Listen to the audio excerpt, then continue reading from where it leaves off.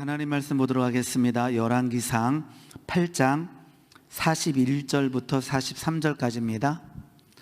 열왕기상 8장 41절에서 43절 말씀 우리 한 절씩 교독하도록 하겠습니다.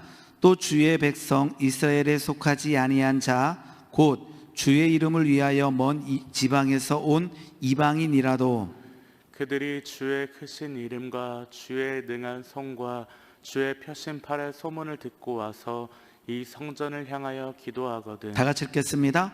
주는 계신 곳 하늘에서 들으시고 이방인의 주께 부르짖는 대로 이루사 땅의 만민이 주의 이름을 알고 주의 백성 이스라엘처럼 경외하게 하시오며 또 내가 건축한 이 성전을 주의 이름으로 일컫는 줄을 알게 하옵소서. 아멘. 기도하겠습니다.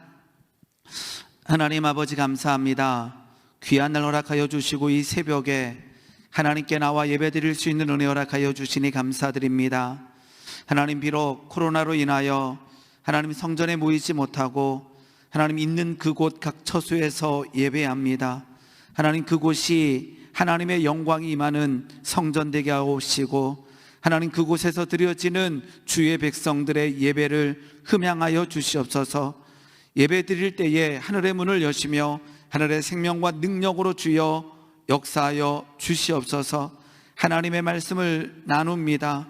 그 말씀이 우리의 삶의 생명의 말씀이요 능력의 말씀이요 그 말씀을 붙들고 살아갈 때에 오늘도 하나님의 은혜를 누리게 하여 주시옵소서. 감사합니다.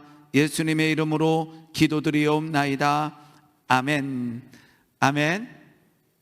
네, 오늘도 하나님의 은혜가 우리 예배하는 주의 백성의 가정에 일터에 함께하기를 예수님의 이름으로 축원합니다. 네, 지금 우리 열왕기상 8장의 말씀을 나누고 있는데요. 솔로몬을 다룬 성경의 내용 중에 가장 많이 나오는 내용이 성전에 관계된 내용입니다.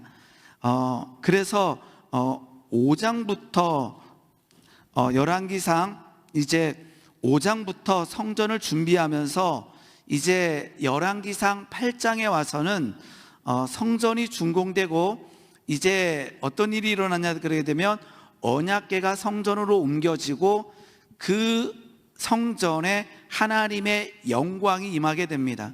그리고는 그 성전에서 솔로몬이 기도하게 되는데 7가지 내용을 기도하게 됩니다. 그리고는 백성에게 축복하게 되고 제사를 드리게 되는 내용들이 열왕기상 8장에 기록되어 있습니다. 오늘 본문 내용은요, 이제 솔로몬의 기도 중에 어떤 내용이냐 그러면 이방인이 기도에 관계된 내용이 오늘 본문 말씀에 기록되어 있습니다. 오늘 본문 말씀 보게 되면 열왕기상 8장 41절 보게 되면 또 주의 백성 이스라엘에 속하지 아니한 자 곧 주의 이름을 위하여 먼 지방에서 온 이방인이라도 라고 되어 있습니다. 즉 솔로몬은 기도합니다. 하나님, 이 성전에서 누구라도 이방인이라도 이곳에 와서 이곳을 향하여 기도할 때 하나님 들어주시옵소서라고 하는 기도의 내용이 오늘 본문 말씀입니다. 오늘 이 이방인의 기도에 대해서 좀 나눠보고자 합니다. 우리가 믿음의 길을 걸을 때 가져야 될 생각이 있고 가지지 말아야 될 생각이 있습니다. 그것은 무엇이냐 그러면 아주 기본적인 것입니다. 나는 하나님의 아들이라는 거예요. 이거는 우리가 붙들어야 될 아주 기본적인 정체성입니다. 나는 하나님의 아들이다. 한번 따라하겠습니다. 나는 하나님의 아들이다. 나는 하나님의 자녀라는 거, 이거는 우리가 절대적으로 붙들어야 되는 거예요. 그리고는 뭐 이런 거죠. 나는 예수의 십자가의 은혜로 구원받은 자다라고 하는 이 정체성은요, 우리는 매일같이 고백하며 붙들어야 되는 거예요. 그런데 가지지 말아야 될 생각들이 있어요. 그것은 무엇이냐 그러면 믿음의 길을 걸을 때에 이러한 생각들인 거죠. 나만 하나님의 아들이다. 나만 예수의 보혈의 능력으로 구원받았다. 제한시키는 거죠. 이 신천지가 그래요. 14만 4천으로 하나님의 은혜와 하나님의 능력을 제한시켜 버리려고 해요. 문자적으로 해석해서 14만 4천이라고 하는 숫자에 하나님의 은혜를 제한시켜 버리는 거죠.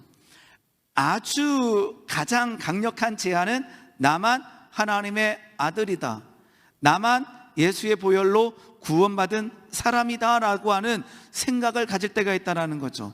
가지지 않을 것 같죠. 그런데요, 가질 때가 있다는 거죠. 선지자 중에 요나라고 하는 선지자가 있습니다. 아마떼의 아들 요나에게 하나님의 말씀이 임하게 됩니다. 요나는 선지자였습니다. 하나님의 말씀을 듣는 자였습니다. 그런데 요나는요, 이 생각을 깨지 못한 거예요. 어떤 생각이냐 그러면 이스라엘만 하나님의 언약 백성이다, 그러기 때문에 이스라엘만 구원받아야 된다. 그 말은 뭐예요? 이방인은 구원받을 수 없다라고 하는 생각을 가졌던 선지자 중에 한 사람이 바로 요나이게 됩니다. 요나는 하나님의 말씀을 듣는 사람이었습니다. 그런데 그 제한된 생각을 가졌던 사람이 바로 요나였다라는 거죠. 그러면 오늘 우리에게 아까처럼 나만 하나님의 아들이다라고 하는 아주 극단적인 제안은 하지 않을지언정 우리에게도 이러한 제한시키려고 하는 사고와 생각이 우리를 침범할 수 있다라는 거죠. 요나는 하나님께서 요나야 너는 저 니누의 성에 가서 하나님의 말씀을 전하라 했을 때에 그는 니누에로 가지 못하고 다시스로 도망하게 됩니다. 그냥 단지 하나님의 말씀을 전하는 것이 두려워서요? 아니에요. 그는 하나님의 말씀을 전하는, 선포하는 선지자였어요. 그런데 그는 니누에로 가는 것을 거부하게 됩니다. 그 이유의 가장 강력한 이유 중에 하나는 무엇이냐 그러면 요나에게 선민사상이 있었다라는 거예요. 그것은 무엇이냐 그러면 이스라엘만 언약 백성이고 이스라엘만 구원받아야 된다라는 거예요. 그러니까 그 이방인의 땅 니느웨의 땅에 가서 하나님의 말씀을 전하라 그러니까 그 자기가 가지고 있는 그 생각을 깨지 못하고 순종하지 못했다라는 거죠. 그래서 니느웨는 구원받을 필요가 없다, 니느웨는 이방인의 땅이다, 니느웨는 이스라엘을 가해하는 가해 국가다, 이러한 생각이 가득 차 있다라는 거예요. 요즘에 올림픽을 하잖아요.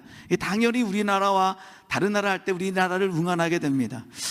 요즘에 이렇게 올림픽을 보다 보니까 그 아주 어릴 때 그런 기억이 있어요. 제 생각은 아르헨티나였던 것 같은데 우리나라하고 아르헨티나하고 축구할 때에 제가 어릴 때 기도했던 것 같아요. 하나님 우리나라 이기게 해주세요. 그러면서 드는 생각이 아르헨티나에서 하나님을 믿는 사람이 하나님 아르헨티나를 이기게 해주세요 기도하면 하나님은 어떻게 하실까, 참 힘드시겠다라고 하는 생각을 한 적이 있었어요. 이게 제한될 때 나타나는 어떠한 생각 중에 아주 일부분이라는 거죠. 우리에게는 요나와 같은 생각을 할 때가 있습니다. 하나님의 생각을, 나의 생각을 하나님의 생각으로 이입해서 제한시켜버리는 거죠. 또 누가 있는가? 탕자의 형도 이러한 생각에서 빠져나오지 못했다라는 거예요. 그 말은 무엇이냐? 아버지의 재산을 먼 나라에 가서 창기와 더불어 낭비한 저 탕자는 구원받을 수 없다라고 하는 생각을 가지면 탕자가 돌아와서 아버지가 탕자를 위하여 구원의 역사를 베풀어 주시고 잔치를 베풀어 주실 때 마음이 편하지 못한 거예요. 누가요? 탕자의 형이 그런 거예요. 그런데요, 우리에게 이러한 사고는요 너무나 자주 쉽게 나타날 때가 있다라는 거예요. 아까처럼 나만 하나님의 아들이다라고 하는 이 극단적인 제안은 하지 않아요. 그런데요, 아까처럼 탕자는 구원받을 수 없어, 탕자는 아버지의 재산을 먼 나라에 가서 창기와 더불어 써버린 사람이다라고 하는 이 사고가 들어오게 되면 그 탕자가 구원의 기쁨과 감격을 누리는 그 현장에 내 마음은 섭섭함이 들어갈 수 있다라는 거죠. 누구처럼요? 탕자의 형처럼 그러하다라는 거예요. 예수님이 이제 십자가에서 구원의 사역을 감당하시고 부활 승천하셨습니다. 그런데요, 유대인들이 죽게 돌아오는 놀라운 능력들이 나타나게 됩니다. 그런데 그 유대인이 예수를 믿으면서도 그 유대인이 가졌던 기본적인 사고를 깨지 못하고 예수를 믿는 일들이 일어나서 초대교회가 굉장한 혼란과 어려움을 겪게 됩니다. 기본적으로 하나님의 구원을 받으려면 할례 받아야 돼, 하나님의 구원을 받으려면 율법을 지켜야 돼라고 하는 이 사고를 깨지 못하다 보니까 초대교회가 굉장한 어려움에 빠질 때가 있다라는 거죠. 우리가 믿음의 길을 들었을 때요, 이러한 잘못된 사고들이 깨어지는 은혜가 있기를 예수님의 이름으로 축원합니다. 그렇기 때문에 오늘 솔로몬의 기도는 대단한 기도입니다. 그 구약시대에 솔로몬이 성전을 완공해 놓고 7가지의 기도를 드리게 되는데, 그 중에 하나님, 이방인이라도 이곳에 와서 기도할 때 하나님 들어주시옵소서라고 기도했다라고 하는 이 기도는요, 엄청난 기도라는 거예요. 다시 말씀을 묵상하다 보니까요, 이 생각이 드는 거예요. 지금 솔로몬이 기도하는 거잖아요. 왕이잖아요. 7년 동안 성전을 준공해서 기도하니까 사람들이 아무런 말을 하지 않는 거지. 이 기도를 그냥 일반 백성이 했다면요, 돌에 맞을 수 있는 기도의 내용이라는 거예요. 솔로몬이 왕이고 솔로몬의 기도기 때문에 사람들이 그 기도를 들으면서 아멘 했을지 모르지만, 어쩌면요, 수도 없이 많은 사람들이 왕이었음에도 불구하고 그 기도의 눈을 들을 때, 이방인이 여기 와서 기도한다고? 하나님이 이방인의 기도를 듣는다고 해서 여기서 올라올 수도 있다라고 하는 거예요. 그러면서 야, 이게 우리나라 정치였다면 이거는 100% 뭐 할까요?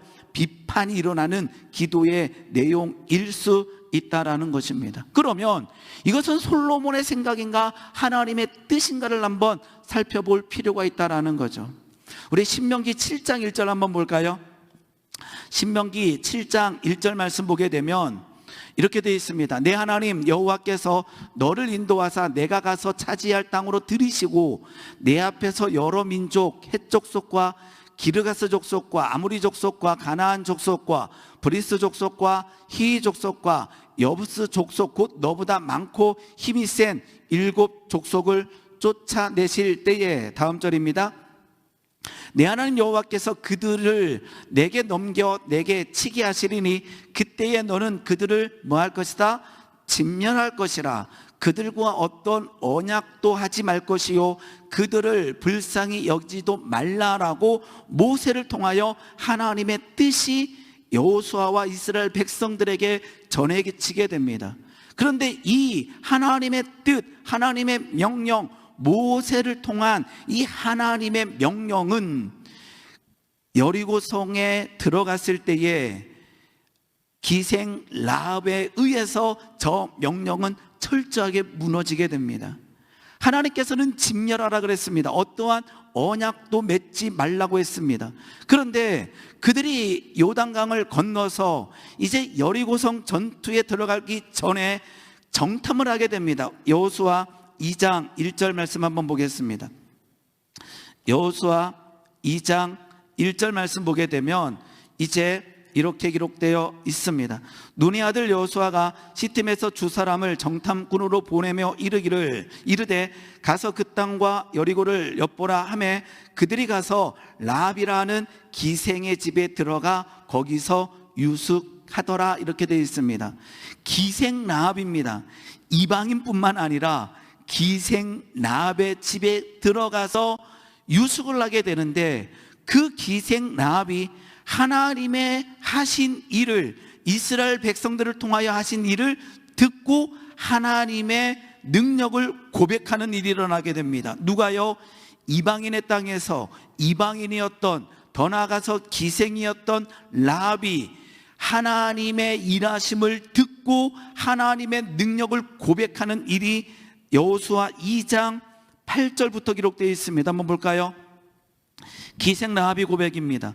또 그들이 눕기 전에 라합이 지붕에 올라가서 그들에게 이르되, 고백하고 있습니다. 말하되 여호와께서 이 땅을 너에게 주신 줄 내가 안다라고 합니다.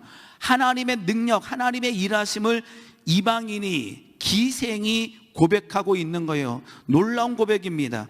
내가 하노라. 그러면 진멸의 대상일까요? 아니면 구원의 대상일까요? 계속 읽어보겠습니다. 우리가 너희를 심히 두려워하고 이 땅 주민들이 다 너희 앞에 간담이 농나니 이는 너희가 애굽에서 나올 때 다 알고 있는 거예요. 애굽에서 나올 때 여호와께서 너희 앞에서 홍해 물을 마르게 하신 일과 너희가 요단 저쪽에 있는 아모리 사람의 두 왕 시온과 옥에게 행한 일, 곧 그들을 점멸시킨 일을 우리가 뭐했다? 들었다라는 거예요. 누가요? 이방인이. 누가요? 기생라합이 들었다. 그래서 믿음은 들음에서 나는 거예요. 기생라합이 들었어요. 그런데 기생라합만 들은 것이 아니라 우리가 들었어요. 그 중에 기생라합은 고백하기 시작합니다. 11절 말씀 봤더니 우리가 듣자 곧 마음이 녹았고 너희로 말미암아 사람이 정신을 잃었나니 너희의 하나님 여호와는 위로는 하늘에서도 아래로는 땅에서도 하나님이시다라고 누가 고백하느냐? 이방인이 고백합니다. 기생라합이 고백합니다. 그때 이 기생라합은 그 여리고성이 무너질 때에 진멸되지 아니하고 구원받는 놀라운 은혜를 누구에게? 이방인 기생라합에게 허락해 주셨다라는 거예요. 동일합니다. 성경에는 기록되지 않았습니다. 어땠을까? 그 모세의 명령을 다 들었잖아요. 신명기 말씀을 다 들었잖아요. 너희는 들어가거들랑 진멸하라, 어떠한 언약도 맺지 말라라고 하는 말씀을 여호수아만 듣고 여호수아만 아는 것이 아니라 다 들었잖아요. 그런데 살려주는 거예요. 그런데 언약을, 그 약속을 맺는 거예요. 그때 백성들의 마음은 어땠을까? 그냥 물음표를 던져봅니다. 왜요? 나와 있지 않기 때문에. 다 순종했을 거예요. 그런데 만만치 않은 일이라는 거예요. 기생라합을 살리는 일, 이방인을 살리는 일은 만만치 않은 일일 거라고 하는 상상이 들어가는 거예요. 특히요, 우리나라와 같은 정치 배경이라면요, 난리가 나는 거예요. 어쩌면 언론에서 아니면 뭐 반대쪽에서요, 야, 하나님이 명령했잖아, 하나님이 모세를 통해서 말씀하셨잖아, 진멸하라 그랬는데 살려둔다고? 하나님을 믿는 백성이야, 그래도 진멸해야 되라고 그러면서 엄청난 싸움과 갈등이 일어날 수도 있다라고 하는 생각을 해보게 됩니다. 하나님의 뜻이었을까요? 아니면 여호수아의 생각이었을까요? 하나님의 뜻이라는 거예요. 우리는 어디서 알 수 있을까요? 마태복음 1장 5절 말씀 보게 되게 되면 하나님께서는 이 기생라합을 통하여 예수님의 계보가 이루어지고 있다라는 거예요. 살몬은 라합에게서 보아스를 낳고, 보아스는 르sek에서 오벳을 낳고, 오벳은 이새를 낳고, 마태복음에 와서 마태복음은요, 예수님을 전하면서 누구를 대상으로 쓰고 있는 것인가? 유대인을 대상으로 쓰고 있는 거예요. 그래서 마가복음과 마태복음은 시작부터 달라요. 마태복음은요, 족보로부터 시작해요. 왜 족보로부터 시작하느냐? 유대인들을 향한 하나님의 말씀이기 때문에 그래요. 유대인들이 알고 있는 그 족보부터 쭉 설명하는 거예요. 이 예수가 누군지 아니? 너희들이 알고 있는 그 족보를 타고 왔다라고 하는 이 말씀을 누구에게? 유대인들에게 하면서 거기에다가 이방인의 이름들을 넣어놔요. 여인들의 이름을 넣어놔요. 왜요? 이 유대인들이 가졌던 사고를 깨기 위해서 그 라합이라고 하는 이름을 넣어주면서 그것은 바로 여호수아의 생각이 아니라 하나님의 뜻이라는 거예요. 오늘 이 이방인의 기도를 들으면서 하나님께서는 우리의 사고가, 우리의 생각이, 우리의 경험과 우리의 이성으로 제한되지 아니하고 하나님의 뜻으로 확장되기를 원하고 계시는 줄 믿습니다. 우리에게는요, 배제시키고 싶은 마음이 올라올 때가 있다라는 거예요. 더군다나 더 중요한 것은 내가 배제되는 자리에 있을 수도 있다라는 거예요. 배제시키는 자리가 아니라 어떨 때는요, 배제되는 그 위치에 있을 수도 있다라는 거예요. 성경을 읽다 보게 되면 배제되는 상황 가운데 던져졌던 사람들이 나오게 됩니다. 유대인으로서 배제될 때도 있습니다. 이방인만 배제되는 것이 아니라. 어떤 사람이 배제됐는가? 나병에 걸릴 때 바로 공동체에서 배제됐습니다. 이게 얼마나 충격적인 일인지 모릅니다. 그래서 나병은 저주받은 질병으로 이스라엘 백성들에게는 알려져 있습니다. 배제시켜버리는 거예요. 공동체에서. 우리가 배제됐을 때 과연 어떻게 해야 되는가? 배제됐을 때 그 마음은요, 실은 상할 수밖에 없습니다. 절망과 낙담이 올 수밖에 없습니다. 마태복음 8장 1절에 보게 되면 나병 환자 이야기가 나와 있습니다. 그는 배제됐습니다. 공동체에서 배제됐습니다. 그는 나병에 걸렸습니다. 그런데 이 나병 환자는 이렇게 행동합니다. 마태복음 8장 1절 말씀 한번 보도록 하겠습니다. 마태복음 8장 1절입니다. 제가 읽겠습니다. 예수께서 산에서 내려오시니 수많은 무리가 따르니라. 예수님께서 산에서 하나님의 말씀을 전하시고 내려오실 때에 배제되었던 한 나병 환자가 나와서 절하며 이르되, 여기서 절하면 제가 몇 번 말씀드렸지만 여기서 절하는 것은요, 예배하다라고 하는 뜻입니다. 여기서 절하다는 프로스키네오라고 하는 언어인데요, 이것은 경배하다, 예배하다. 나병 환자가 나와 절하며 이르되 주여 원하시면 나를 깨끗하게 하실 수 있나이다 하거늘. 나병 환자가 그 배제된 상황 가운데, 즉 이방인의 마음인 거죠. 오늘 본문 말씀에 솔로몬이 이방인이라도 이 성전에 와서 기도할 때에 하나님은 들어주시옵소서. 나병 환자는 유대인이었습니다. 그런데 공동체에서 배제됐지만 그 이방인의 마음을 가지고 예수님께 온전한 그 능력의 예수님께 나와 절하며 예배하며 경배하며 주님 원하시면 저를 깨끗하게 하실 수 있습니다라고 고백했을 때에 그가 나음을 입었다라는 거예요. 오늘 우리에게 이방인의 마음으로 살아갈 때가 있습니다. 그것은 무엇입니까? 나는 안 된다라고 하는 게 이방인의 사고라는 거예요. 나는 안 돼. 나는 구원받을 수 없어. 나는 노인받을 수 없어. 나는 사랑받을 수 없다라고 하는, 어쩌면 사단의 정죄에 속아서 예수님께 나아가지 못하는 사람이 바로 이방인의 마음과 이방인의 정신으로 살아가고 있는 사람이라는 거예요. 오늘 그러한 삶을 살고 있다면 오늘 솔로몬의 기도에 응답하기 바랍니다. 이방인일지라도 이 성전에 와서 기도할 때에, 하나님을 찾을 때에 하나님 그 기도에 응답하여 주시옵소서라고 솔로몬은 그 시대에 사고를 깨면서 기도하고 있다라는 거죠. 나병 환자는 와서 엎드립니다. 예배합니다. 경배합니다. 그때 나음을 입었다라는 것입니다. 이방인 중에 은혜를 받았던 사람이 사도행전 10장에도 기록되어 있습니다. 사도행전 10장 보게 되면 이러한 사람이 소개되고 있습니다. 사도행전 10장 1절 말씀입니다. 사도행전 10장 1절입니다.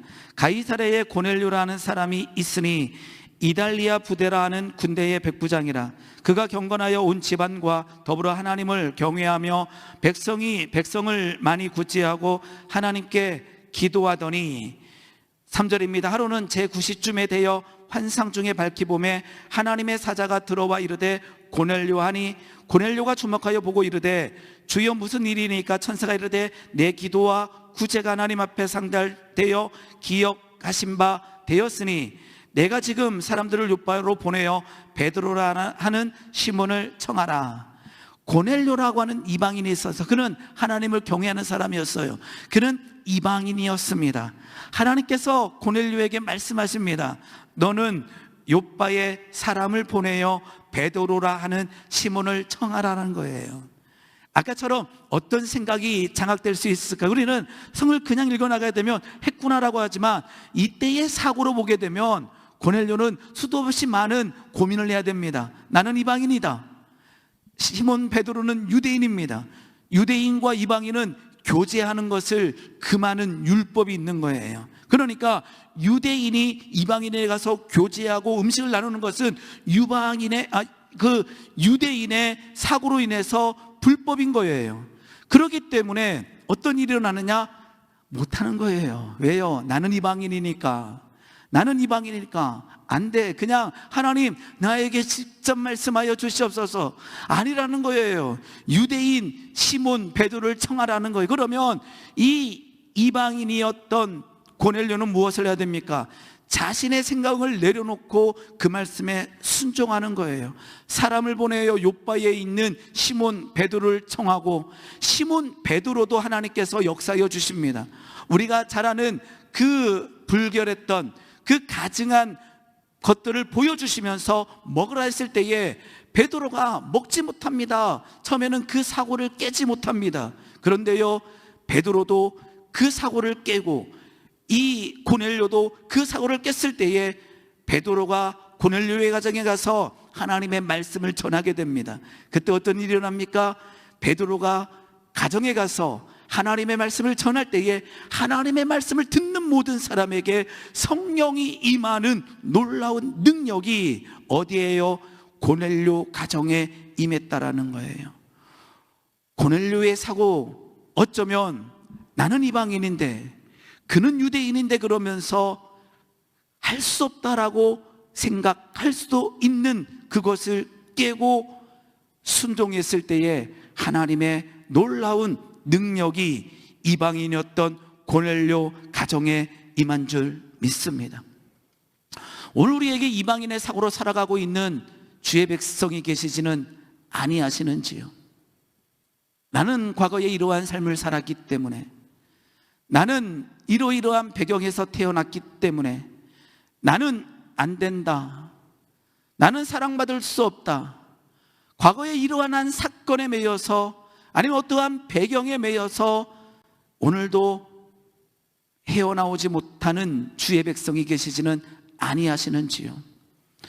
이방인이라도 하나님 이 성전에서 기도할 때 하나님 들어 응답하여 주시옵소서. 솔로몬 하나님의 뜻에 의거하여 오늘 하나님께 기도드리고 있다라는 것입니다.